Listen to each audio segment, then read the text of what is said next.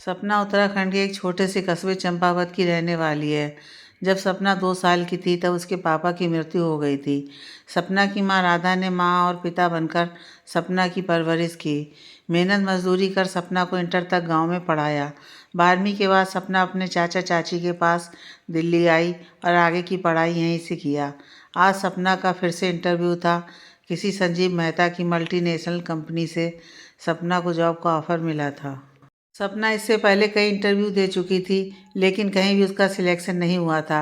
इसलिए ये इंटरव्यू उसके लिए बहुत ही मायने रखता था, क्योंकि उसके चाचा चाची ने बोल दिया था, अगर इसके बाद जॉब नहीं मिली तो तुम अपनी माँ के पास गांव चली जाओ, हम अब आगे तुम्हारा खर्चा नहीं उठा सकते हैं।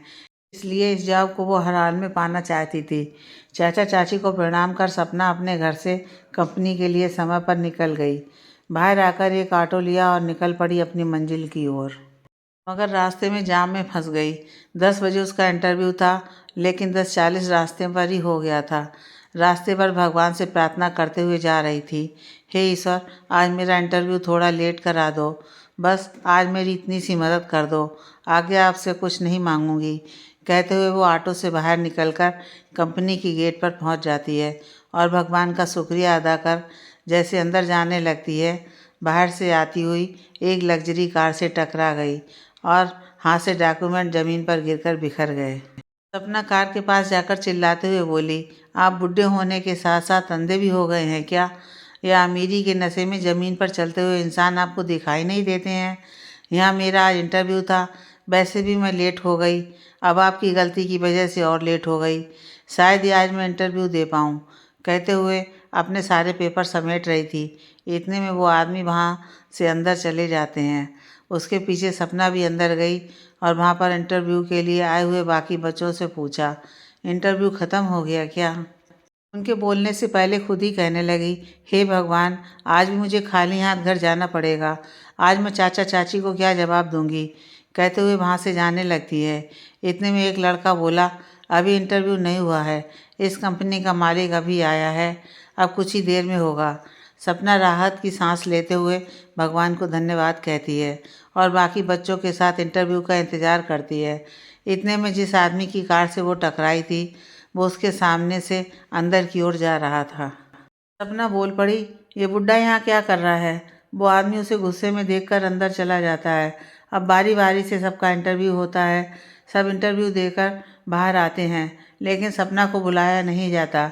सपना मायूस होकर वहीं बैठी रहती है। बैठे बैठे 1 घंटा हो गया। वो वहाँ से उठकर जाने लगी थी कि अंदर से गार्ड आया और सपना से कहा, मैम, आपको इंटरव्यू के लिए बॉस ने अंदर बुलाया है, आ जाइए।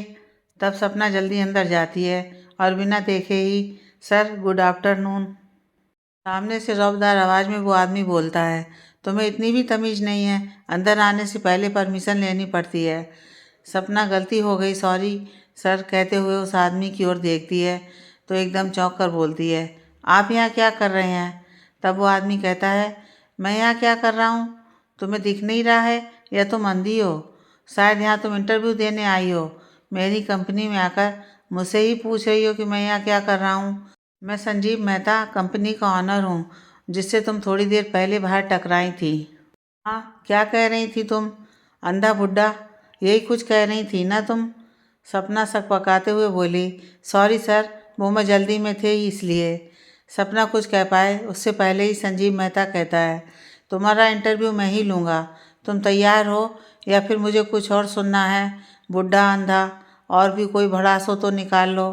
सपना डरी सहमी सी कुछ बोल नहीं पाई। इंटरव्यू के बाद सपना से कहता है, तुम्हें जॉब देना या नहीं वो मैं डिसाइड करूँगा। सपना के कुछ बोलने से पहले ही संजीव सपना को घर जाने के लिए बोलता है। सपना कहती है, सर मुझे इस जॉब की बहुत ज़रूरत है, मुझसे जो गलती हुई है उसके लिए मैं माफ़ी चाहती हूँ। संजीव गुस्से में बोलता है, मिस सपना, मैंने क्या कहा तुमने सुना नहीं? यहाँ से बाहर निकलो। सपना मायूस होकर बाहर आती है और अपनी किस्मत को कोसते हुए घर के लिए निकल जाती है। सपना घर पहुंचकर अपनी माँ को बताती है, माँ, आज भी मुझे नौकरी नहीं मिली, आज के इंटरव्यू में फिर से मैं रिजेक्ट हो गई, अब मैं चाचा चाची को क्या जवाब दूँ? कहकर फूट फूट कर रोने लगी। तब सपना की माँ सपना को समझाते हुए कहती हैं, कोई बात नहीं बेटा, भगवान पर भरोसा रखो, तुम्हारी मेहनत बेकार नहीं जाएगी। कोशिश जारी रखो और उम्मीद रखो, उम्मीद पर दुनिया कायम है। सपना की चाची पूछती हैं, क्या हुआ, आज भी नहीं हुआ तेरा सिलेक्शन? मुझे पता था बेटा, तेरे बस का नहीं है यहाँ दिल्ली में सर्विस करना।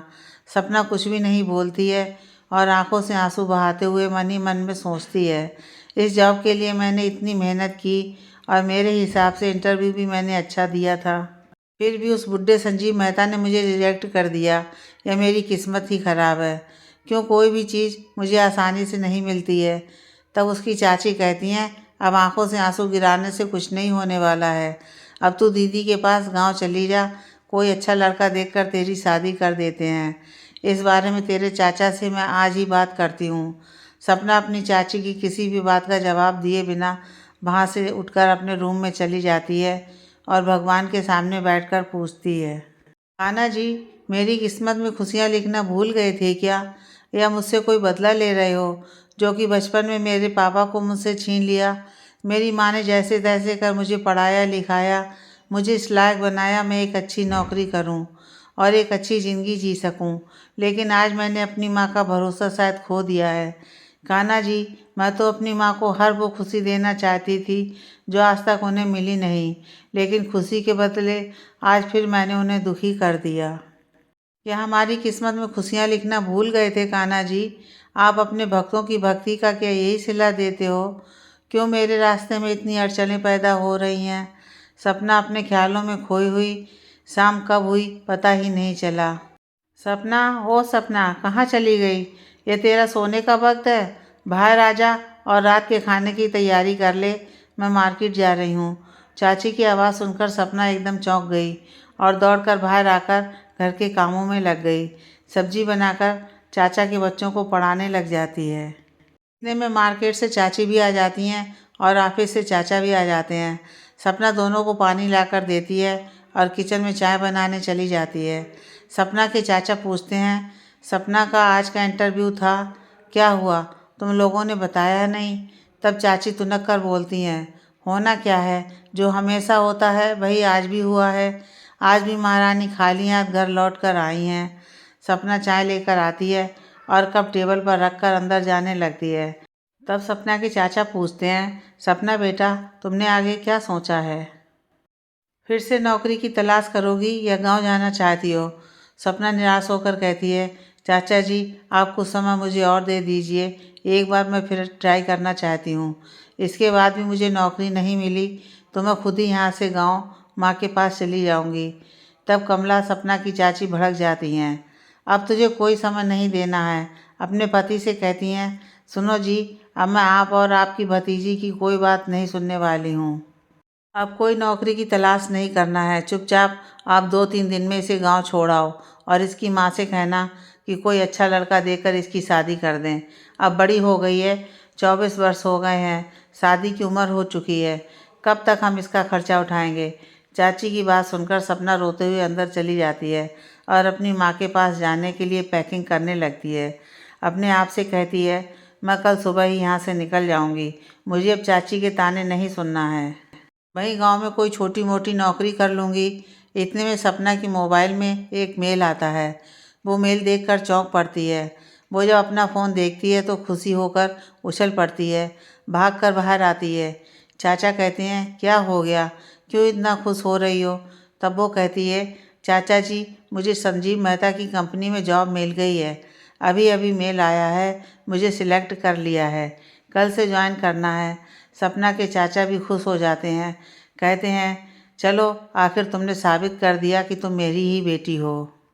चाची भी खुश होकर कहती हैं, तेरे मुंह में घी शक्कर, तूने आज बड़ी अच्छी न्यूज़ सुनाई है। सपना चाचा चाची के पैर छूकर अपने कान्हा जी से कहती है, मुझे पता था कान्हा जी, आप मेरी परीक्षा ले रहे हो। मुझे ऐसे ही आप कैसे छोड़ सकते थे, क्योंकि आप और मेरी तो दोस्ती बचपन की है। अपनी दोस्त को आप कैसे रोते देख सकते थे? थैंक यू सो मच मेरे सखा, मेरे कान्हा, कहती है। फिर कान्हा जी को धन्यवाद करके अपनी माँ को फ़ोन करती है, माँ, मुझे नौकरी मिल गई है, कल सुबह 9 बजे मुझे ऑफिस में बुलाया है। राधा कहती हैं, मुझे पता है तुझे आज नौकरी ज़रूर मिलेगी, तू यूं ही मायूस हो रही थी, अब मन लगाकर काम करना बेटा, मेरा आशीर्वाद हमेशा तेरे साथ है। दोनों माँ बेटी भावुक हो जाती हैं। फ़ोन पर ही दोनों रोने लग जाती हैं। हमेशा की तरह सपना सुबह जल्दी उठकर नहा धोकर पूजा कर सबके लिए नाश्ता बनाकर रख देती है और अपनी तैयारी करने लग जाती है। इतने में चाची उठकर बाहर आती हैं और सपना से कहती हैं, अरे सपना, तूने क्यों ये सब किया, मैं कर लेती। हमेशा सपना को खरी खोटी सुनाने वाली चाची के तेवर एकदम बदल गए। वो कहती हैं, कोई बात नहीं चाची, ये काम तो मैं हमेशा ही करती हूँ, आज अलग थोड़ी ना कर लिया। वैसे भी मेरे पास समय बहुत है, ऑफिस के लिए 9 बजे निकलना है। सपना मन ही मन में सोच रही थी, चाची कल तक तो मुझे कोस रही थी, लेकिन आज एकदम चेंज हो गई।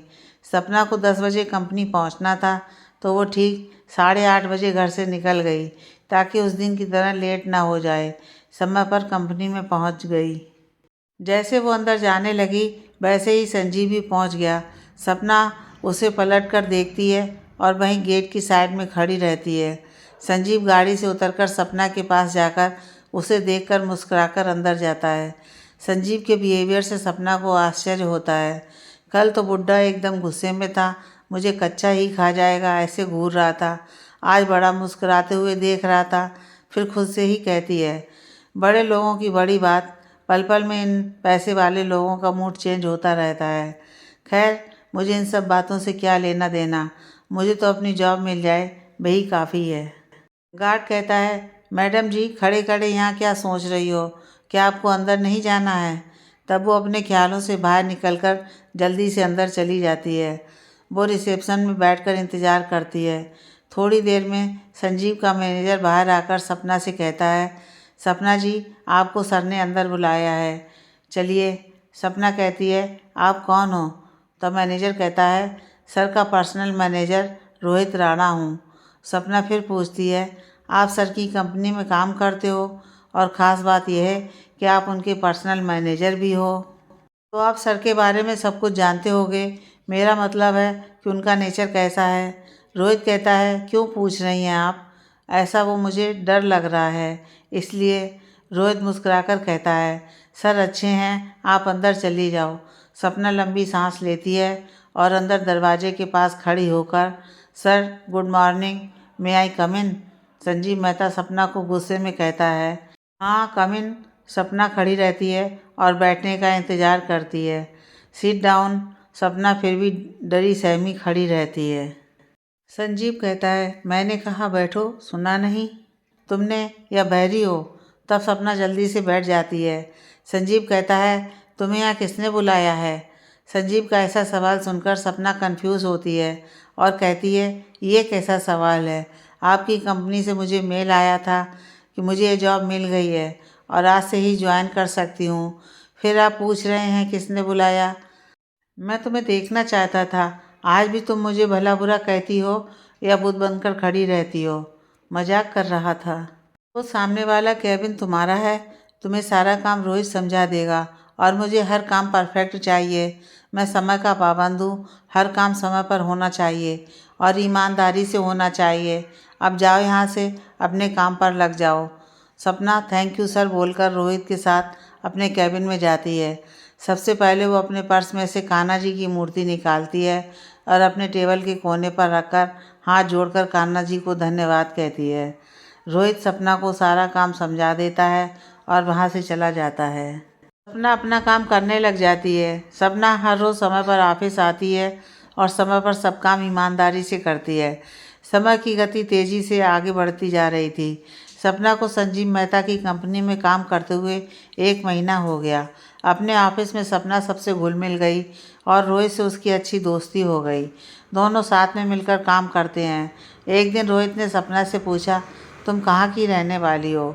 सपना ने मुस्कुराते हुए कहा, मैं देवभूमि उत्तराखंड की रहने वाली हूँ। यहाँ दिल्ली में मेरे चाचा चाची के साथ रहती हूँ।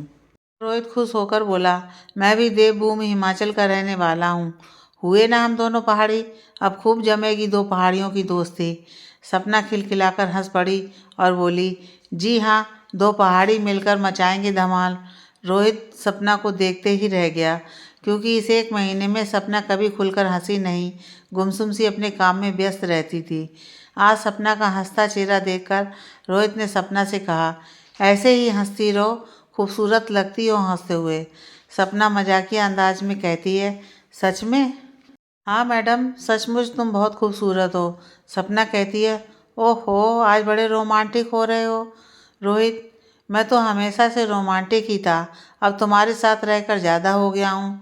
दोनों हंस पड़ते हैं। अब दोनों की दोस्ती और गहरी हो गई। दोनों एक दूसरे के साथ हंसी मजाक भी करने लगे। रोहित बहुत ही चंचल स्वभाव का था, रोते हुए को भी हंसाना जानता था। सपना एकदम शांत स्वभाव की, सीधी सादी सिंपल रहने वाली। दोनों एक दूसरे के अपोजिट मगर पक्के दोस्त बन गए। कॉफ़ी चाय लंच दोनों साथ में करते थे। जब भी सपना को ऑफिस से घर जाने में देर होती थी तो रोहित सपना को अकेली नहीं छोड़ता था, उसे घर तक अपनी कार से छोड़कर आता था। रोहित मन ही मन में सपना को प्यार करने लगा। सपना देखने में बहुत खूबसूरत, लंबी हाइट, गोरी चिट्टी, उसके लंबे काले घने बाल उसकी खूबसूरती पर चार चांद लगा देते थे। सपना की खूबसूरती, सादगी और उसके मिलनसार स्वभाव का रोहित कायल सा हो गया था। रोहित खुद भी यंग हैंडसम किसी हीरो से कम नहीं लगता था। उसकी पर्सनालिटी पर ऑफिस में काम करने वाली हर लड़की मर मिटती थी, लेकिन वो किसी और को नज़रें उठाकर भी नहीं देखता था। पर उसका दिल सपना के लिए धड़कने लगा था। सपना से अपने प्यार का इजहार कर नहीं पा रहा था। अपने दिल की बात बताने की रोहित ने कई बार कोशिश की, लेकिन उसकी हिम्मत नहीं हुई। अब यही सोच रहा था कि कैसे वो अपने दिल की बात सपना को बताए। उधर संजीव मेहता किसी ख्याल में खोया हुआ था। इतने में सपना काम के सिलसिले में संजीव मेहता के केबिन में आती है। संजीव को पता ही नहीं चलता कि उसके कमरे में कोई आया भी है। उसे किसी ख्याल में खोया देखकर सपना कुछ देर वहीं खड़ी रहती है, फिर थोड़ा हिम्मत करके सर सर कहकर टेबल पर हाथ मार देती है।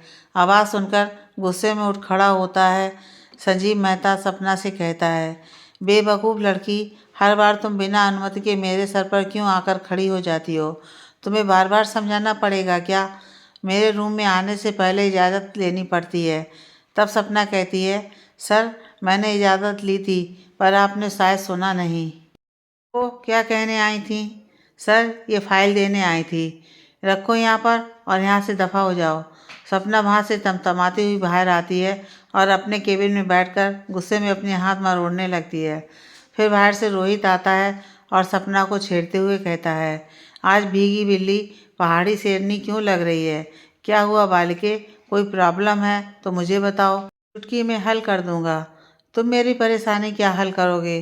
तुम्हारे वो संजीव सर ही मेरी सबसे बड़ी परेशानी है। जब भी देखो मुझ पर चिल्लाते रहते हैं। गलती उनकी होती है पर डांट मैं खाती हूँ। यार रोहित, क्या मुझसे इनकी पिछले जन्म की कोई दुश्मनी है क्या? इतना क्यों चिढ़ते हैं मुझे देखकर? रोहित कहता है, अच्छा ये प्रॉब्लम है आपकी, प्रॉब्लम अभी सॉल्व करता हूँ। लो ये ठंडा पानी पियो और गुस्सा थूक दो, बस परेशानी ख़त्म। सपना कहती है, यार रोहित, तुम ना मजाक मत करो मेरे साथ। तुम्हारी बकवास सुनने का मेरा अभी मूड नहीं है। थोड़ी देर दोनों चुप रहते हैं। फिर सपना रोहित से कहती है, रोहित, ये मिस्टर संजीव मेहता का स्वभाव इतना अजीब क्यों है? कभी खुद मुझे देखकर मुस्कुरा देते हैं और कभी शेरनी की तरह दहाड़ते हुए आते हैं। कभी किसी गहरे ख्यालों में खोए रहते हैं। मुझे तो ये आदमी ना थोड़ा साइको लगता है। नॉर्मल इंसान जैसा व्यवहार नहीं है, इसलिए आज तक कुंवारे हैं। सपना रोहित से कहती है, तुम जानते हो इनके बारे में, ये ऐसे क्यों हैं? तब रोहित सीरियस होकर कहता है, जितना मैं जानता हूँ उतना शायद ही कोई जानता होगा। संजीव सर के बारे में, प्रोफेशनल लाइफ में मेरे लिए सर हैं, लेकिन पर्सनल लाइफ में वो मेरे पिता, बड़े भाई, गुरु समान हैं। आज मैं जो भी हूँ उनकी वजह से ही हूँ। वो नहीं होते तो आज मैं कहीं गुमनाम गलियों में भीख मांग रहा होता। सर बहुत अच्छे इंसान हैं, उन्हें ऐसे सख्त उनकी परिस्थितियों ने बनाया है। रोहित, मैं कुछ समझी नहीं। उनकी अच्छी खासी परिस्थिति है, फिर तुम ये क्या कह रहे हो? मुझे पूरी बात बताओगे? सर बहुत ही अच्छे इंसान हैं। सर जिस लड़की से प्यार करते थे वो उन्हें छोड़कर किसी और के साथ शादी कर ली है। सपना कहती है, ऐसा क्यों किया उसने? मिस्टर संजीव मेहता के पास धन दौलत मान सम्मान सब कुछ तो है और पर्सनालिटी भी परफेक्ट है। हैं तो 50 साल के, लेकिन लगते नहीं हैं 50 के। एकदम यंग हैंडसम लगते हैं। फिर ऐसी क्या वजह रही होगी जो दोनों अलग हो गए। रोहित सपना को संजीव मेहता की पूरी कहानी बताता है। सर जब लंदन में पढ़ाई कर रहे थे, वहीं उसी कॉलेज में राखी मैम भी पढ़ती थी। दोनों की अच्छी दोस्ती हो गई थी। साथ उठना बैठना घूमना, एक दूसरे के बिना रहते नहीं थे। धीरे धीरे दोनों की दोस्ती प्यार में बदल गई। दोनों एक दूसरे से बहुत प्यार करने लगे थे। दोनों पढ़ाई ख़त्म कर इंडिया वापस आ गए। सर ने अपनी और राखी मैम के रिश्ते की बात घर में माँ पापा को बता दिया था। दोनों के घर वाले खुले विचारों वाले थे, तो दोनों के रिश्ते को एक्सेप्ट कर लिया गया। एक दिन सर और मेरे दादाजी काम के सिलसिले से बाहर जा रहे थे। उन दोनों का कार एक्सीडेंट हो गया और दोनों की वहीं पर मौत हो गई। उनकी मौत के बाद उनका बिजनेस बर्बाद हो गया था। पूरा परिवार बिखर गया था। सर की उम्र तब 26 साल की थी। तब संजीव सर की समझ में नहीं आ रहा था कि वो अपने परिवार और बिजनेस को कैसे संभालें। सर अपने बिजनेस को फिर से खड़ा करने की जद्दोजहद में लगे हुए थे। उस वक्त उनकी माली हालत ठीक नहीं चल रही थी, तो राखी मैम संजीव सर से दूरियां बनाने लगीं। ठीक से बात भी नहीं करती थी। संजीव सर मिलने के लिए कहते तो कोई ना कोई बहाना बनाकर मिलने के लिए मना कर देती थी। एक दिन संजीव सर ने राखी मैम से कहा, मैं तुम्हें आजकल समय नहीं दे पा रहा हूँ, इसलिए तुम मुझसे नाराज़ रहती हो। तो ठीक है, अब हम शादी कर लेते हैं, फिर साथ में समय भी बिताएंगे और मिलकर काम भी करेंगे। तो बताओ, कल ही कोर्ट मैरिज कर लें क्या? राखी मैम कहती हैं, नहीं संजीव, मैं तुमसे अब शादी नहीं करना चाहती हूँ। संजीव, क्यों, क्या हो गया? इन 6 महीनों में ऐसा क्या हो गया जो तुम मुझसे शादी के लिए मना कर रही हो, या कोई और वजह है? राखी, वजह यह है कि मुझे ऐशो आराम की ज़िंदगी जीने की आदत है। क्या तुम मुझे वो ऐशो आराम की ज़िंदगी अब दे सकते हो? संजीव, राखी, ऐसा मत कहो यार, मुझे कुछ वक्त दे दो, मैं सब ठीक कर दूंगा, सब पहले जैसा होगा। तब राखी कहती है, मुझे नहीं लगता अब तुम सब ठीक कर पाओगे। तो मैं क्यों झेलूं तुम्हारे साथ परेशानी? मैं तुम्हारे साथ फटीचर ज़िंदगी जीना नहीं चाहती हूँ। वैसे भी मैं किसी और से शादी कर रही हूँ, इसलिए अब आगे से मुझे फ़ोन मत करना और मुझे हमेशा के लिए भूल जाओ। यही तुम्हारे लिए और मेरे लिए अच्छा होगा। फ़ोन काट देती है। यही है सर की ज़िंदगी की कहानी और सच्चाई। तब सपना कहती है, कोई औरत इतनी मतलबी भी हो सकती है, आज पता चला। रोहित कहता है, सर ने अपने आप को बड़ी मुश्किल से संभाला है और अपने डूबे हुए बिजनेस को फिर से शुरू करने के लिए बहुत संघर्ष किया है और आज उसी ऊंचाई पर पहुंचा दिया है जहां पहले था। उसके बाद सर ने पीछे मुड़कर कभी नहीं देखा और ज़िंदगी में कभी शादी न करने का फैसला कर लिया। आज राखी मैम संजीव सर को छोड़कर पछता रही होंगी। हाँ, सही कहा तुमने। सुना है कि जिस अमीरजादे से शादी करी थी, उस आदमी ने उन्हें छोड़ दिया है और दूसरी शादी कर लिया है। सपना, जैसा करोगे वैसा भरोगे। जो उन्होंने सर के साथ किया, वही उस आदमी ने उनके साथ किया। अपने कर्मों का फल सबको यहीं और हाथों हाथ मिल जाता है। ईश्वर सबके साथ बराबर का इंसाफ करते हैं। सपना कहती है, रोहित, जब ऐसी घटनाएं हुई सर के साथ तो तुम छोटे बच्चे होगे, फिर तुम्हें ये सारी बातें कहाँ से पता चलीं? रोहित कहता है, दादी माँ ने बताया है। अरे, तुम्हारी दादी माँ भी हैं? रोहित, नहीं, यशोदा दादी, यानी कि सर की मम्मी। तब सपना कहती है, रोहित, ये सब तो ठीक है, तुम गुमनाम गलियों में भीख मांग रहे होते, अगर सर ना होते तो क्या हुआ था तुम्हारे साथ? और तुम्हारे घर में कौन कौन है? सपना, मैं अनाथ हूँ। मेरे घर में मेरे अलावा कोई भी नहीं है। मेरा सब कुछ सर और यशोदा दादी माँ है, वही मेरा परिवार है। मेरे दादाजी सर की कंपनी में काम करते थे, वे अकाउंट का काम देखते थे। लेकिन सर के पापा और मेरे दादाजी का संबंध एक मालिक और नौकर का ना होकर दोस्ती का रिश्ता था। मोहन दादाजी, यानी कि सर के पापा जी, मेरे परिवार को अपना परिवार समझते थे। उन्हें पैसों का गुरूर कभी नहीं रहा। वो एक आम इंसान की तरह रहना पसंद करते थे। दोनों की मृत्यु के बाद मेरे पापा ने अपनी जॉब छोड़कर सर के ऑफिस में दादा की जगह और उन्हीं का काम संभालने लगे, क्योंकि संजीव सर बिल्कुल अकेले पड़ गए थे। फिर समय के साथ साथ सब कुछ ठीक हो गया। सर का काम फिर से चल पड़ा और सब अपने काम में व्यस्त हो गए। हमारे घर खुशियाँ आने वाली थीं। मेरी मम्मी फिर से माँ बनने वाली थी। डिलीवरी का समय नज़दीक आ गया। फिर से हमारे घर में किलकारियाँ गूंजने वाली थीं। मगर हमें क्या पता था कि खुशियों की जगह हमारे घर में मातम छाने वाला था। माँ को लेबर पेन शुरू होने लगा। पापा उन्हें हॉस्पिटल ले गए और थोड़ी देर बाद माँ ने एक बच्ची को जन्म दिया और कुछ देर बाद बुरी खबर लेकर नर्स बाहर आई। माँ इस दुनिया में नहीं रहीं। यह खबर सुनकर पापा बेहोश होकर गिर पड़े। उन्हें सर ने वहीं हॉस्पिटल में भर्ती करवा दिया और चेकअप करने पर पता चला कि पापा को हार्ट अटैक आया है। वो यह सदमा बर्दाश्त नहीं कर सके और उस दुनिया से वो माँ के पास चले गए। मेरी बहन की भी 2-3 दिन बाद मृत्यु हो गई। सब मुझे बीच राह पर यूँ अकेला छोड़कर चले गए। तब मैं 5 साल का रहा होऊंगा। तब से मेरा पालन पोषण सर और यशोदा दादी माँ ने किया है। मुझे पढ़ाया लिखाया, उच्च शिक्षा दी, मुझे किसी चीज़ की कमी नहीं होने दी। शायद इतना मेरे मम्मी पापा भी नहीं कर पाते जो इन्होंने मेरे लिए किया है। आज मैं जो भी हूँ इन्हीं की बदौलत हूँ। सर का एहसान मैं ज़िंदगी भर नहीं चुका पाऊँगा। कभी ऐसा वक्त आए सर को मेरी जान की ज़रूरत आन पड़े तो मैं हंसकर अपनी जान उन पर कुर्बान कर दूँगा। तुम ही बताओ सपना, अगर सर और यशोदा दादी माँ ना होते तो मैं गुमनाम गलियों में भीख मांग रहा होता ना। मेरे अपनों ने तो मुझे पहचानने से भी इनकार कर दिया था। तब सपना कहती है, रोहित तुम्हारी बड़ी दर्द भरी कहानी है, सुनकर दिल भावुक हो गया। मैं तुम्हारे दर्द को महसूस कर सकती हूँ। माता पिता को खो देने का दर्द क्या होता है यह मुझसे बेहतर कौन जान सकता है। मैंने भी बचपन में अपने सबसे प्यारे पापा को खो दिया था।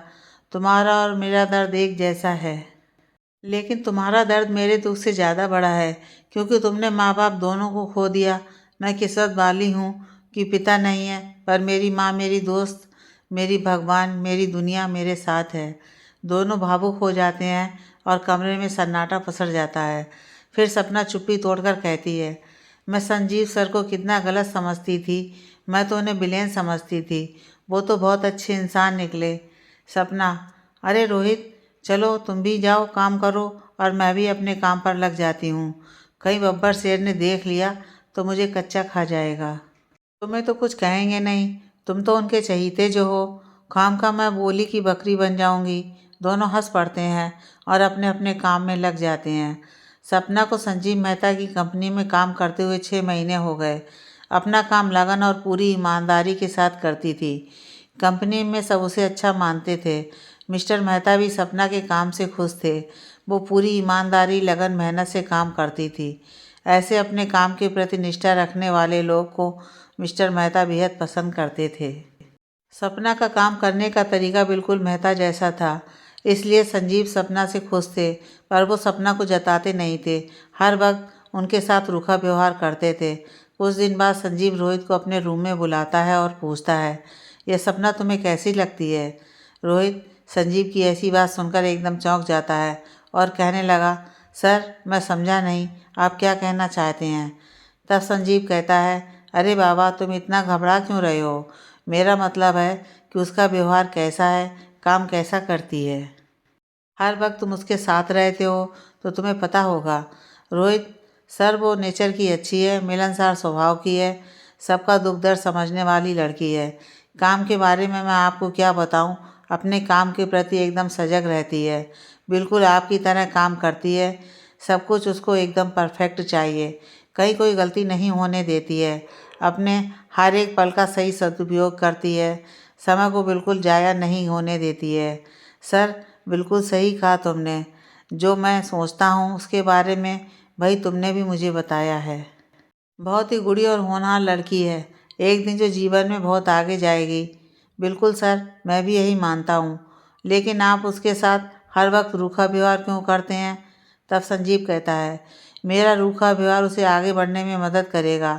उसकी मैं तारीफ करने लगूंगा तो वो काम के प्रति लापरवाह हो जाएगी। ठीक है, रोहित कहता है, सर आपने सही कहा, मुझे भी आपका लाड प्यार मिलता तो शायद आज मैं यहाँ पर ना होता। क्या पता मैं भी बिगड़ जाता। संजीव का आभार व्यक्त कर रोहित बाहर निकलता है, लेकिन संजीव उसको अपने पास बुलाता है और रोहित से पूछता है, तुम्हें सपना पसंद है? मेरा मतलब है, क्या तुम सपना से प्यार करते हो? रोहित घबरा जाता है और साथ ही शर्मा भी जाता है। मिस्टर संजीव कहता है, डरो मत, शर्माओ मत, जो तुम्हारे दिल में है मुझे बता सकते हो। रोहित, ये क्या कह रहे हैं सर आप? जैसा आप सोच रहे हो ऐसा कुछ भी नहीं है, सिर्फ वो मेरी अच्छी दोस्त है, बस, बाकी कुछ नहीं। संजीव, मुझसे नज़रें मिलाकर बात करो। अगर तुम्हारे दिल में उसके लिए कुछ नहीं है तो मुझसे तुम कुछ भी छिपा नहीं सकते। मैं तुम्हारा चेहरा देखकर बता सकता हूँ तुम्हारे दिल में क्या है। मैं तुम्हें बचपन से जानता हूँ, तुम किस समय क्या सोचते हो ये मुझसे छुपा नहीं है। अब सही सही बताओ, माजरा क्या है? रोहित: सर, आपसे मेरी कोई बात छुपी नहीं है, तो ये बात कैसे मैं आपसे छुपा सकता हूँ? हाँ, ये सही है कि मैं सपना से बेहद प्यार करता हूँ, अपनी ज़िंदगी से भी ज़्यादा। लेकिन सर, वो मुझसे प्यार करती है या नहीं मुझे पता नहीं है। कभी उसके व्यवहार से ऐसा लगा नहीं कि वो मुझे चाहती है। तो देर किस बात की है? जाओ और अपने प्यार का इजहार कर दो। प्यार नहीं भी करती है तो करने लगेगी। तुम किसी हीरो से कम थोड़ी ना हो, हैंडसम और स्मार्ट हो। सारी ऑफिस की लड़कियां तुम पर मरती हैं, तो सपना तुमसे प्यार क्यों नहीं करेगी? वैसे भी लड़कियां खुद कभी नहीं कहती हैं। अपने प्यार का इजहार लड़कों को खुद करना पड़ता है। इसलिए जाओ जल्दी और प्रपोज कर दो। कहीं तुम्हें प्रपोज करने में देर हो गई तो कोई और ले जाएगा डोली में बैठाकर। फिर तुम जिंदगी भर देवदास बनकर रोते रहना। दिल टूटने पर बहुत दर्द होता है, वो प्यार में मिले जख्म कभी दिल से मिटते नहीं हैं। जी सर, मैं कोशिश करूँगा। कोशिश नहीं, जाकर बोल दो, जो होगा देखा जाएगा। अगर हाँ करती है तो तुम दोनों की शादी मैं धूमधाम से कराऊँगा। रोहित खुश होकर जाने लगता है। इतने में मिस्टर मेहता कहते हैं, अरे रोहित, जिस काम के लिए मैंने तुम्हें यहाँ बुलाया था वो तो कहना भूल गया। यार सर, क्या बात है, कहिए। आज कितनी तारीख है? सर 5। तो सुनो, आज से 15 दिन बाद यानी कि 20 तारीख को माँ का 70वां जन्म दिवस है। तो इस बार मैं माँ का जन्मदिन घर पर सेलिब्रेट करना चाहता हूँ, क्योंकि जब से पापा की मृत्यु हुई है तब से माँ ने अपना जन्मदिन कभी नहीं मनाया है। इस बार मैं माँ को सरप्राइज़ देना चाहता हूँ। माँ को इस बारे में भनक नहीं लगनी चाहिए। जन्मदिन की सारी तैयारियाँ करने की जिम्मेदारी तुम्हारी है। हेल्प की ज़रूरत पड़ी तो सपना को साथ ले लेना, ठीक है? रोहित: सर ठीक है, माँ आज से ही तैयारी में जुट जाता हूँ। लेकिन दादी माँ को हम कैसे छिपाएंगे जन्मदिन वाली बात? वो तो हमेशा घर पर ही रहती हैं। तुम्हें तो पता है, माँ उस दिन सुबह ही मंदिर जाती हैं और वहाँ से एनजीओ, अनाथ आश्रम, वृद्धाश्रम जाती हैं और शाम को ही लौट कर आती हैं। तब तक हम सारी तैयारियाँ कर लेंगे। ओके सर, ठीक है, अब तुम जाओ। 2 दिन बाद रोहित कनक के पास जाता है। कनक रोहित की बेस्ट फ्रेंड कनक से कहता है, कनक यार, हम बहुत दिनों से कॉफ़ी शॉप नहीं गए, तो चलो आज ऑफिस के बाद कॉफ़ी पीने चलते हैं। ठीक है, चलो मैं तैयार हूँ। रोहित: चलो आज सपना को भी ले चलते हैं। कनक कहती है, लेकिन सपना से पूछना पड़ेगा। रोहित कहता है, तो क्या दिक्कत है, चलो पूछ लेते हैं। सपना तुम्हारी भी बेस्ट फ्रेंड है, कभी मना नहीं करेगी। दोनों सपना के रूम में जाने के लिए उठते हैं। तभी कनक कहती है, रोहित, आज तुम्हें अचानक कॉफ़ी शॉप जाने की क्या सूझी? तुम खुद से कभी तैयार नहीं होते थे वहाँ जाने के लिए, मुझे ही तुम्हें मना कर ले जाना पड़ता था। आज ऐसी क्या बात हो गई जो तुम वहाँ जाने के लिए इतने एक्साइटेड हो रहे हो? कॉफ़ी पीने का मन है या कुछ और बात है? रोहित: कॉफ़ी भी पीनी है, कुछ और बात भी करनी है। चलो अब सपना से पूछते हैं। दोनों सपना के केबिन में घुस जाते हैं और सपना मजाकिया अंदाज में कहती है, तुम दोनों को किसी ने ये नहीं सिखाया कि केबिन में आने से पहले परमिशन लेनी पड़ती है? जाओ बाहर और मुझसे पूछकर अंदर आओ। वो दोनों दरवाजे पर खड़े होकर, मैम, हम अंदर आ सकते हैं? हम अब आ सकते हैं? और तीनों हंस पड़ते हैं। सपना: तुम दोनों अभी कैसे आए यहाँ? कहीं बब्बर शेर ने तीनों को एक साथ देख लिया तो गजब हो जाएगा। तुम तो बच जाओगे, मार मैं खाऊंगी। मुझसे उन्हें पिछले जन्म की दुश्मनी जो है। रोहित कहता है, नहीं सपना, वो तो बाहर से तुम्हारे साथ सख्त रहते हैं, अंदर से तो सर तुमसे और तुम्हारे काम से काफ़ी इम्प्रेस है। सर ने खुद मुझे बताया है। अच्छा, वो खड़ूस मुझसे इम्प्रेस है? ये हो नहीं सकता है। रोहित कहता है, मैं सच कह रहा हूँ यार। कनक कहती है, सपना, रोहित सही कह रहा है। तब तो ओह भाग्य मेरा जो मुझे से बब्बर शेर इम्प्रेस है। तीनों खिलखिलाकर हंस पड़े। चलो छोड़ो इन बातों को, वैसे क्यों आए हो तुम दोनों यहाँ? कनक कहती है, सपना, आज ऑफिस के बाद बाहर चलते हैं कहीं। तेरा मतलब है कि कॉफ़ी पीने चलते हैं? Coffee shop? सपना: नहीं यार, मैं नहीं जा सकती, मुझे टाइम से घर पहुंचना होगा। थोड़ी भी देर होती है तो चाची हजार सवाल पूछती हैं। ये सब सुनना मुझे अच्छा नहीं लगता है। रोहित कहता है, ये तुम्हारी चाची बीना तुम्हारी ज़िंदगी में विलेन का रोल निभा रही हैं। फिर कनक कहती है, हम देर नहीं करेंगे, जिस समय तुम रोज़ घर पहुंचती हो उसी समय हम तुम्हें घर तक छोड़ देंगे। क्या कहती हो? सपना कुछ देर सोचती है और बोलती है, चलो ठीक है। वो दोनों खुश हो जाते हैं। शाम को तीनों निकल पड़े कॉफ़ी शॉप। रोहित ने सबके लिए कॉफ़ी मंगाई। सपना और कनक हंसी मजाक करते हुए कॉफ़ी पी रही थी, लेकिन रोहित कॉफ़ी का कप हाथ में लिए कुछ सोच रहा था। उसका ध्यान उन दोनों की बातों पर नहीं था, कहीं खोया हुआ था। तब कनक चुटकियां बजाकर कहती है, मिस्टर रोहित, कहाँ खोए हुए हो? एंजॉय करो यार। फिर कनक को याद आता है, अरे रोहित, तुम आज कुछ और बात करने वाले थे। क्या बात है? बताओ, तुमने कहा था यहीं बताओगे। मैंने नोटिस किया है तुम खोए खोए से लग रहे हो। सपना कहती है, हाँ बताओ, हमें भी सुनना है। क्या कोई परेशानी है? परेशानी है तो कनक और मैं मिलकर चुटकियों में सॉल्व कर देंगे। दोनों हंसने लगती हैं। कुछ देर बाद रोहित कहता है, सपना, मुझे तुमसे कुछ कहना है। कहो, क्या कहना है? जो भी कहना है निसंकोच कहो और हक से कहो, मैं तुम्हारी दोस्त हूँ। इतना क्यों डर रहे हो? रोहित धीरे से कहता है, काश तुम मेरे बिना कहे ही मेरे दिल का हाल समझ लेती तो मुझे तुमसे कहने की ज़रूरत नहीं पड़ती। दोनों कहती हैं, अंदर ही अंदर क्या बड़बड़ा रहे हो? जो कहना है जोर से कहो। रोहित, कुछ नहीं। सपना और कनक साथ साथ बोल पड़ी, क्या हुआ? तुम भूत बनकर क्यों बैठे हो? बताओ ना। रोहित सपना से मैं कहते हुए अपने हाथों को मल रहा था और बहुत ही नर्वस हो रहा था। सपना कहती है, क्या मैं कर रहे हो बकरी की तरह? बोलो भी। अब रोहित कुछ बोल ही नहीं पा रहा था। तब सपना अपनी घड़ी में टाइम देखती है और कहती है, तुम्हें कुछ कहना नहीं है तो मत कहो, टाइम ज़्यादा हो गया है, चलो चलते हैं, घर समय पर पहुंचना है। सपना उठकर जाने लगती है। तब रोहित पीछे से सपना को, आई लव यू सपना। रोहित के मुंह से ये सब सुनते ही उसके कदम वहीं रुक जाते हैं और पलट कर देखती है और कहती है, रोहित, अब ये क्या मजाक है? ये मजाक नहीं सपना, सच है। मैं तुम्हें बहुत चाहता हूँ। बहुत दिनों से तुम्हें अपने दिल की बात बताना चाहता था मगर हिम्मत नहीं हुई। आज यही बात कहने के लिए तुम्हें यहाँ बुलाया था। आई लव यू यार। कब तुम्हारे साथ काम करते करते तुमसे प्यार कर बैठा पता नहीं चला। इसलिए आज अपनी दिल की बात मैंने तुमसे कह दिया और मैं जानना चाहता हूँ कि क्या तुम्हारे दिल में मेरे लिए दोस्ती ही है या उससे बढ़कर कुछ और। कनक रोहित की बात सुनकर अचंभित हो जाती है और कहती है, सच रोहित, तुम भी किसी लड़की से प्यार कर सकते हो? कितनी लड़कियां तुम्हें प्रपोज कर चुकी हैं लेकिन तुमने उन सबको ठुकरा दिया था। कनक मजाकिया अंदाज में कहती है, मैं तो सोच रही थी क्या पता तुम मुझसे प्यार करते हो इसलिए उन सब लड़कियों से दूर रहते हो, पर तुमने तो आज गजब कर दिया। हाँ कनक, तुमसे मुझे दोस्ती वाला प्यार है। तुम मेरी बेस्ट से भी बेस्ट फ्रेंड हो। तुम्हारी जगह कोई नहीं ले सकता।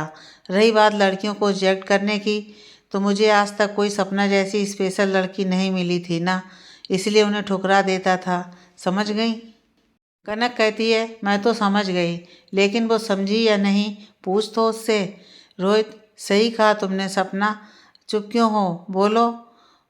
अब मैं क्या बोलूं? मुझे बोलने का मौका कहाँ मिला? तुम दोनों ने डिसाइड कर लिया। कनक कहती है, तो तुम भी रोहित से प्यार करती हो? ओहो, आग दोनों तरफ से लगी है, पर एक दूसरे से कहने में दोनों शर्मा रहे थे। सपना कहती है, बस हो गया तुम्हारा? मुझे कोई प्यार व्यार नहीं हुआ है, सिर्फ रोहित मेरा दोस्त है, इसके अलावा कुछ भी नहीं है, और इन सब चीज़ों के लिए मेरे पास समय नहीं है। ज़िंदगी में आगे मुझे बहुत कुछ करना है, अपने सपने पूरे करने हैं। अभी तो मेरी ज़िंदगी की शुरुआत है। अभी इन सब बातों में पढ़कर अपना समय बर्बाद नहीं करना चाहती हूँ। और सबसे बड़ी बात यह है कि मेरी माँ ने मुझे यहाँ तक पहुँचाने के लिए कितना संघर्ष किया। दुनिया की सारी तकलीफ़ें खुद झेलती रहीं और मुझे कभी एहसास भी नहीं होने दिया। माँ और पापा की जिम्मेदारी अकेली निभाती रही हैं। अब मैं अपनी माँ को दुनिया की सारी खुशियाँ देना चाहती हूँ। मेरी माँ ने मेरी उंगली पकड़कर मेरे लड़खड़ाते कदमों को सहारा देकर मुझे चलना सिखाया है। अब मैं उनकी उंगली पकड़कर उनका सहारा बनना चाहती हूँ। मुझे बेटी और बेटे का फ़र्ज़ निभाना है। रोहित, मैं कोई ज़ोर ज़बरदस्ती नहीं कर रहा हूँ। ये तुम्हारी ज़िंदगी है, तुम अपने तरीके से जी सकती हो और अपनी ज़िंदगी का फ़ैसला खुद ले सकती हो। पर ये किसने कहा तुमसे कि किसी से प्यार करने से सपने पूरे नहीं होते हैं, सारे काम रुक जाते हैं? क्या जो प्यार करते हैं वो अपना काम छोड़ देते हैं? तुम्हें मुझसे प्यार नहीं है तो कोई बात नहीं, पर ये क्या बात हुई? प्यार में पड़ने से समय बर्बाद हो जाते हैं। और रही बात तुम्हारी मम्मी की, तो कौन उनके खिलाफ जाकर प्यार करने को बोल रहा है? मैं समझ सकता हूँ तुम्हारी मम्मी का दुख दर्द और तुम्हारा दर्द भी। सपना, मुझे अब इस बारे में कोई बात नहीं करनी है, मैं जा रही हूँ। सपना वहाँ से चली जाती है। कनक और रोहित कुछ देर वहीं बैठे रहते हैं। रोहित की आंखों से आंसू गिर पड़े। बड़ी मुश्किल से खुद को संभाल रहा था। चुलबुली, नटखट और तेज तर्रार कनक भी सपना की बात सुनकर एकदम चुप और शांत दिख रही थी। रोहित के लिए उसे बहुत बुरा लग रहा था। बुरा लगे भी क्यों ना, उसका बचपन का दोस्त जो है। रोहित और कनक भी अपने अपने घर चले गए थे। सपना भी अपने घर पहुंच गई थी और खाना खाकर अपने रूम में सोने चली गई। उसको नींद कहाँ आने वाली थी। बार बार रोहित की बात उसके दिमाग में घूम रही थी और उससे रोहित के लिए बहुत बुरा भी लग रहा था, क्योंकि अपने सबसे अच्छे दोस्त का दिल आज उसकी वजह से दुखा है। सोच रही थी, जब से मुझे मिला है मेरी कितनी मदद की है उसने। मुझे एक पल भी अकेला नहीं छोड़ा, मेरी कितनी परवाह करता है।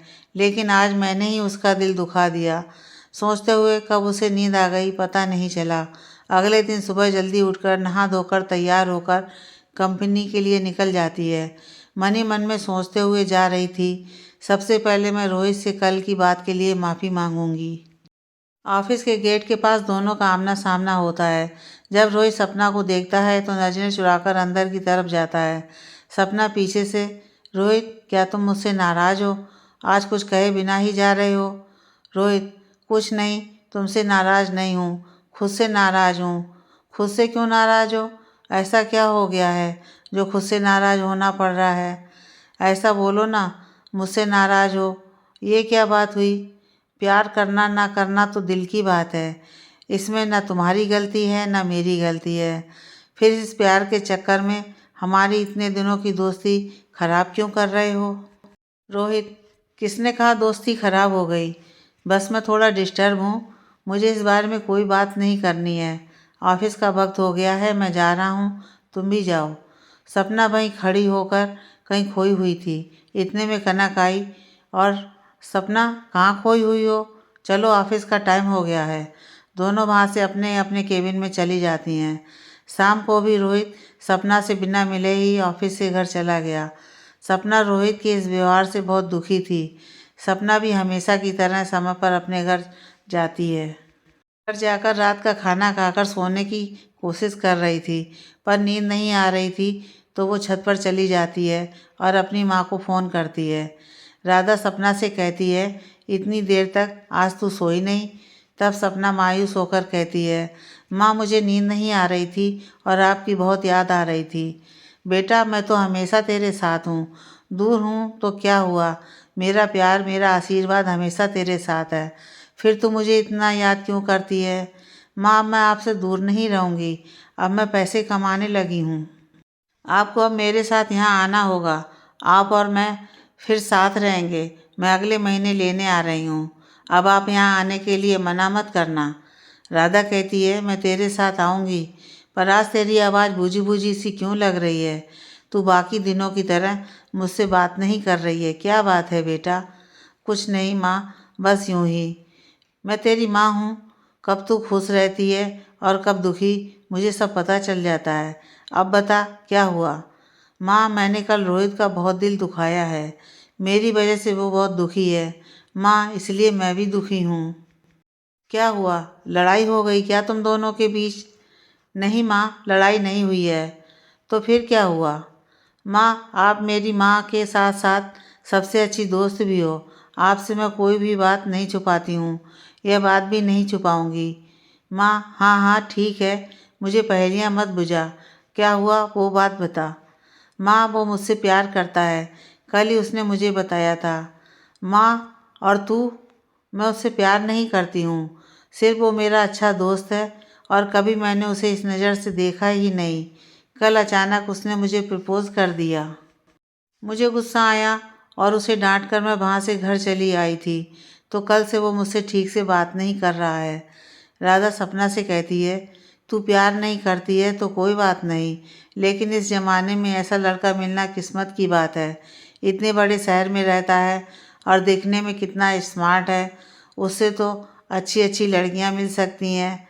वो उन सबको छोड़कर तुझसे प्यार करता है और तेरी परवाह करता है, हर वक्त तेरा ख्याल रखता है। एक अच्छे जीवन साथी में जो गुण होना चाहिए वो सब गुण रोहित में हैं। सपना कहती है, माँ आप तो रोहित से कभी मिली नहीं, फिर ये सारी बातें कैसे जानती हो? और वो स्मार्ट है, कैसे पता आपको? पागल, भूल जाती है, तू ही तो रात दिन उसका गुणगान किया करती है और उसकी फ़ोटो भेजी थी, भूल गई क्या? मैं भी कितनी बेवकूफ़ हूँ। दोनों हंस पड़ती हैं। सपना, पर माँ मैंने तो सिर्फ उसके बारे में बताया है, आप कभी मिली नहीं, तो फिर आप कैसे कह सकती हो रोहित अच्छा लड़का है?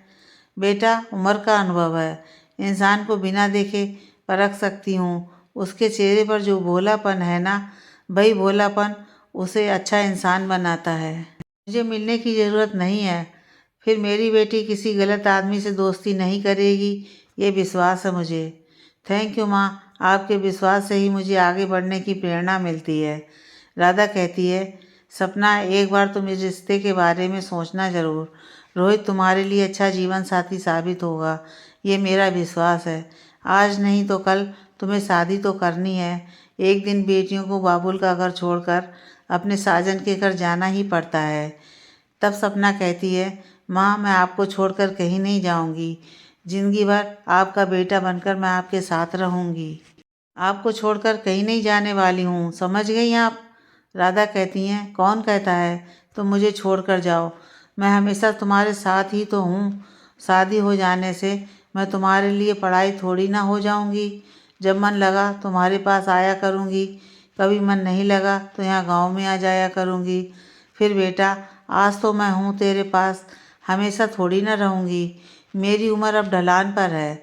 जब मैं नहीं रहूँगी तो तुम्हें भी तो जीवन जीने के लिए सहारे की ज़रूरत पड़ेगी। अकेले ही जीवन नहीं काटा जा सकता है। माँ, पापा के बाद आपने भी तो ज़िंदगी अकेले ही काटा है। कौन है आपका सहारा? बेटा, तू मेरे जीने का सहारा है। तेरे लिए आज तक जिंदा हूँ। माँ, छोड़ो इन बातों को, आगे की आगे देखेंगे। अभी आप आराम करो, मैं भी सोती हूँ। माँ, इस बारे में सोचना ज़रूर। उधर रोहित भी रात भर यही सोचता रहा कि मैं ऐसे ही सपना से नाराज़ हूँ, इसमें उसकी क्या गलती है? कल मिलकर उसे मना लूँगा। रोहित खुद से ही बात करता है। मैं सपना से क्यों नाराज़ हूँ? उसको मुझसे प्यार नहीं है तो इसमें उसकी क्या गलती है? कल ऑफिस जाकर सबसे पहले सपना से बात कर लूँगा। उधर सपना भी मन ही मन सोच रही होती है, कल ऑफिस जाकर जो हमारे बीच मन मुटाव है उसको ख़त्म करके पहले जैसे दोस्त बनकर हंसी खुशी साथ में मिलकर रहेंगे। अगले दिन सुबह जल्दी आकर रोहित ऑफिस के बाहर सपना का इंतज़ार करता है। सपना भी समय पर पहुंच जाती है। रोहित, मुझे माफ़ कर दो, जो व्यवहार मैंने उस दिन तुम्हारे साथ किया था, मैंने जाने अनजाने में तुम्हारा दिल दुखाया है। रोहित कहता है, माफ़ तुम मुझे कर दो सपना, बिना सोचे समझे मैंने तुम्हारा दिल दुखाया है। तुम्हारी कोई गलती नहीं है। अगर मैं तुम्हारी जगह होता तो मैं भी ऐसे ही रिएक्ट करता। तो इसमें ना ही तुम्हारी कोई गलती है, ना ही मेरी गलती है। गलती तो मेरे दिल की है जो गलत वक्त पर धड़कने लगा है। सपना, रोहित ऐसा मत कहो यार, दिल किसी के बस में नहीं होता है। दिल को जो अच्छा लगता है वही करता है।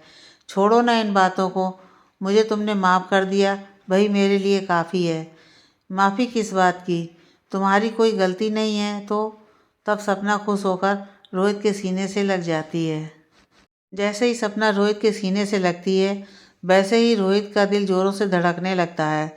उसने खुद को बड़ी मुश्किल से संभाला और सपना के सर और पीठ को धीरे से सहलाते हुए कहने लगा, हम अब नाराज़ कभी नहीं होंगे, ठीक है?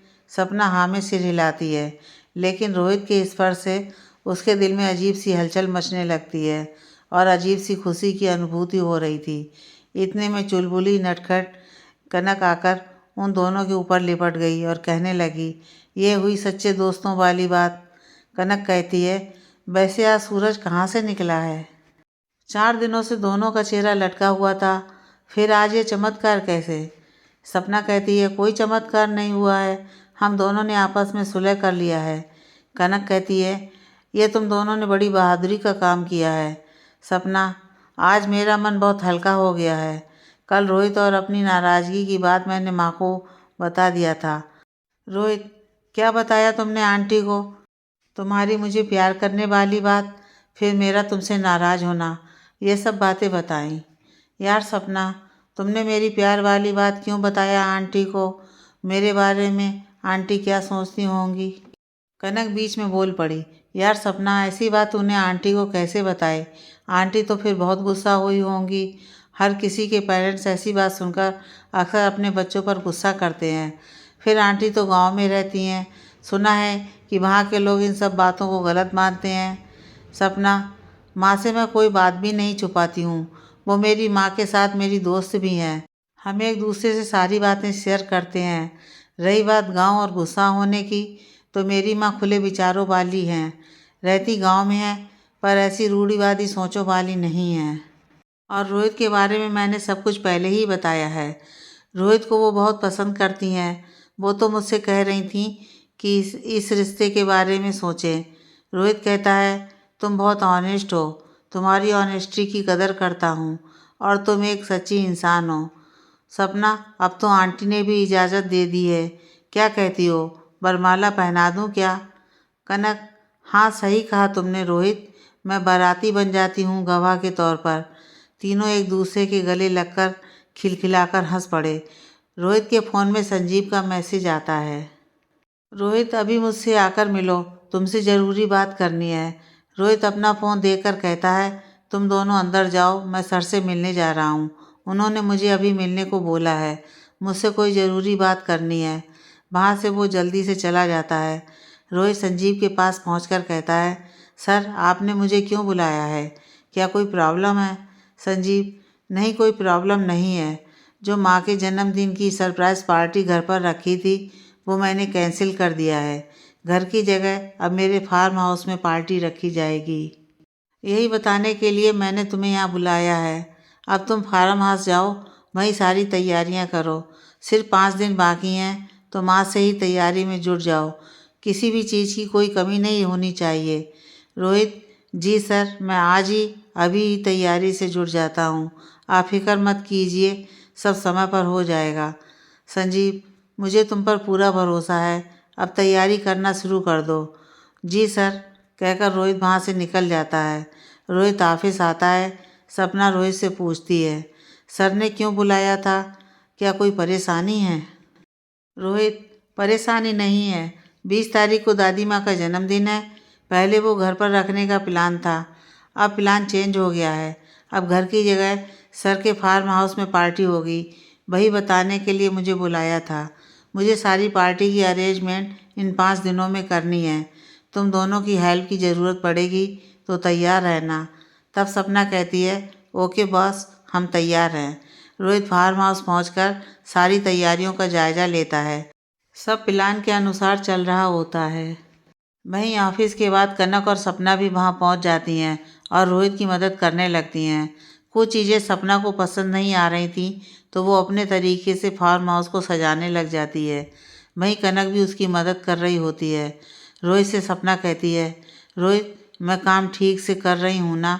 कोई कमी या कुछ गलती हो रही है तो प्लीज़ मेरा मार्गदर्शन करिएगा, क्योंकि सर और दादी माँ की पसंद नापसंद के बारे में तुम्हें ज़्यादा जानकारी है। रोहित, कोई कमी कोई गलती तो नहीं हो रही है? मास्टरनी साहिबा, बिल्कुल सही काम कर रही हो। सर और दादी माँ को तुम्हारी सजावट पसंद आएगी। तुम सबसे अलग तरीके से सजावट कर रही हो। सपना रोहित की ओर मुस्कुराकर देखती है। रोहित उसकी मुस्कान पर फिदा हो ही जा रहा था।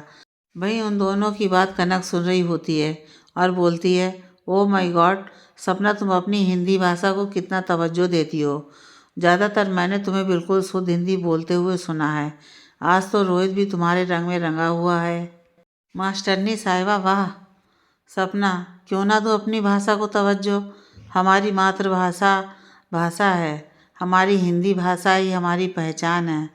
रोहित कहता है, बिल्कुल सही कहा तुमने, हमारी भाषा हमारी पहचान है, हमें अपनी भाषा पर गर्व होना चाहिए। सपना, अब बात ज़्यादा नहीं, काम ज़्यादा करो। तीनों व्यस्त हो जाते हैं। सपना ने अपनी घड़ी में टाइम देखते हुए कहा, रोहित अब हमें चलना चाहिए। वैसे भी सारा काम इन लोगों को समझा दिया है, कर लेंगे और कल फिर ऑफिस के बाद आ जाएंगे। बचा हुआ काम कल निपटा लेंगे। चलो अब वो तीनों घर के लिए निकल पड़ते हैं। अगले दिन रोहित ऑफिस पहुंचकर अपना पेंडिंग काम ख़त्म करने में लगा था। इतने में संजीव मेहता उसे कॉल करके अपने पास बुलाते हैं और पूछते हैं, रोहित, सारी अरेंजमेंट हो गई कि कुछ बाकी है? पता है ना कल तारीख क्या है? सर, सब कुछ तैयारी हो चुकी है, बस शाम तक जो भी कमी रह गई वो पूरी कर दी जाएगी। ठीक है, तुम जाओ। शाम को कनक, रोहित और सपना फार्म हाउस पहुँच जाते हैं। जो भी कमी रह गई थी वो सब पूरी कर देते हैं। सपना रोहित घर जाने के लिए निकलने लगे, तब सपना कहती है, ये कनक कहाँ चली गई? अभी तो यहीं थी। इतने में फार्म हाउस की लाइट बंद हो जाती है। फिर अंदर से एक डरावना छाया बाहर आता दिखाई देता है। सपना चिल्लाकर रोहित को कसकर पकड़ लेती है। रोहित, मुझे बचा लो, मुझे भूत से बहुत डर लगता है, वो अंदर से भूत आ रहा है। तब सपना रोहित को अपने सीने से लगाकर उसके सर पर प्यार से हाथ फेरता है। कहता है, तुम्हें डरने की ज़रूरत नहीं है, मैं हूँ ना। कहते हुए कसकर उसे अपनी बाहों में भर लेता है। फिर सारे फार्म हाउस की लाइट जल जाती है और सामने से कनक खिलखिलाकर हंसते हुए उन दोनों के पास आती है। लेकिन वो दोनों एक दूसरे के भाव में खोए हुए थे। सपना को अचानक कनक की हंसी सुनाई देती है और रोहित का हाथ छुड़ाकर अलग हो जाती है और कनक से कहती है, पागल हो क्या तुम? मुझे डरा दिया। पता है मुझे भूतों से कितना डर लगता है। कनक कहती है, अगर मैं भूत बनकर ना डराती तो ये खूबसूरत नज़ारा देखने को कैसे मिलता? सपना, तुम चुप हो जाओ। रोहित, चलो अब घर चलते हैं। रोहित सपना के स्पर्श को महसूस कर खुद ही शर्माया जा रहा था और मन ही मन में कह रहा था, काश तुम्हें भी मुझसे प्यार होता। सपना भी रोहित को बार बार याद करके अकेले ही मुस्कुरा रही थी। फिर खुद से कहती है, ये मुझे क्या हो रहा है? पागल हूँ, पता नहीं क्या क्या सोचती रहती हूँ। संजीव मेहता किसी को कॉल करके कहते हैं, कल माँ का जन्मदिन है, तुम निकले कि नहीं? वो कहता है, निकल गया हूँ, कल समय पर पहुँच जाऊँगा। आप निश्चिंत रहिए। Please next part.